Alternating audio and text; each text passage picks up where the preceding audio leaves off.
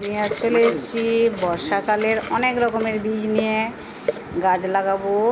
বাজারে গেছিলাম, বাজার থেকে শশা বীজ, ঝিঙ্গা বীজ আর ঢ্যাঁড়স, অনেক কিছু অনেক রকমের বীজ এনেছি।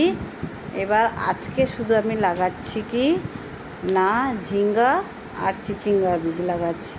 এবার বীজগুলো মাটিতে পুঁতে দিলাম, দিয়ে তার উপরে বাগানে এই যে ঘরের যে সবজি খোসা টোসা বেরোয়, ও সবজির খোসা, তারপরে গোবর, খড়ের পচা খড় সব রকমের মিশ্রণ করে রেখেছিলাম। ওইগুলো বীজের উপরে দিয়ে দিলাম। তার উপরে একটু গ্যামাক্সিন দিতে হবে, তা না হলে বীজগুলো পাখি পিঁপড়া সব টেনে নিয়ে চলে যাবে তো ওই জন্য একটু গ্যামাক্সিন দিয়ে দিলাম। এবার গাছগুলো কেমন উঠে দেখি, ঠিক আছে।